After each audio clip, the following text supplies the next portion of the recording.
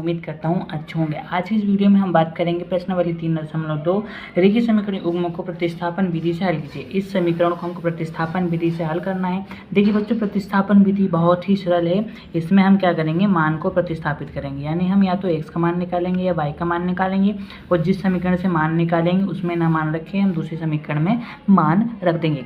आइए चलते हैं। देखिए समीकरण 1 नाम दिया है और इसको समीकरण 2 नाम दिया है। तो समीकरण 1 से समीकरण 1 क्या है बच्चों, x प्लस वाई बराबर 14।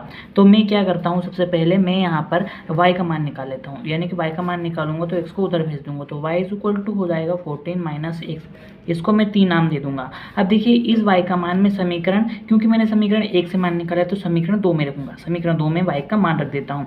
तो y की जगह मैं क्या रखूंगा, x माइनस y की जगह मैं रखूंगा 14 minus x is equal to 14। ठीक है पहले बच्चों, सॉरी 4 है यहाँ पर, तो 4 रखूँ। इस माइनस का अंदर मल्टीप्लिकेशन होगा, तो x plus minus minus minus minus plus is equal to 4। तो 1x और 2x मतलब 2x जुड़ जाएंगे तो 2x हो जाएगा, और ये माइनस का 14 उधर जाकर प्लस का 14 हो जाएगा। यहाँ तक आपको समझ में आया।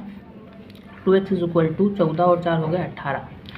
x इज इक्वल टू 18/2, यानी कि x का मान आ गया हमारा 9।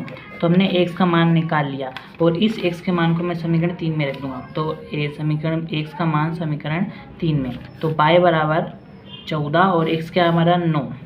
तो 14 में से 9 गए तो कितने बचे, 5। तो इस प्रकार से हमारा मान आ गया, और ये बहुत ही सरल मेथड है, इसी प्रकार से सोल्व होंगे। आइए आगे देखते हैं। के लिए s माइनस टी समीकरण 1 और समीकरण 2। आप चाहो तो समीकरण 2 को पहले हल कर लो या बाद में कर लो, बात बराबर है, लेकिन मैं इसको पहले हल कर लूँगा ताकि हमको आसानी हो जाएगी। तो आपको एल्सियम लेना आता ही होगा। 3 दूनी 6, 2s plus 3t is equal to 6। इसका इसमें, इसका इसमें और इसका आपस में।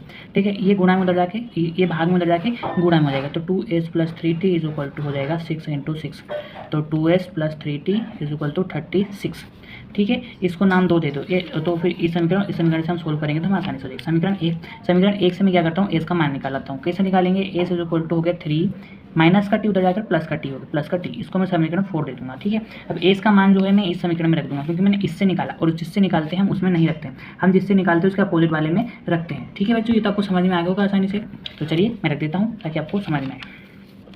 तो एस का मान हमारा निकला है 3 प्लस टी प्लस 3t हमारा समीकरण का इज इक्वल टू 36। अब इसका मल्टीप्लिकेशन होगा अंदर, तो 2 × 6, 2t plus 3t is equal to 36। 2t और 3t मिलकर हो गए 5t, तो 5t बराबर 36 माइनस 6, प्लस को दर्जा कर माइनस का, तो 5t is equal to 30, t is equal to 30/5, t is equal to 6। t का मान आ गया 6। इस t का मान मैं इसमें रख दूंगा, तो इसमें रखूंगा तो s इज इक्वल टू 3 + 6, यानी s इज इक्वल टू 9। तो इस प्रकार से हमारा जो है t और s का मान आ गया। t का मान आया 6 और s का मान आया 9। आगे का मैथ सोल्व करते हैं।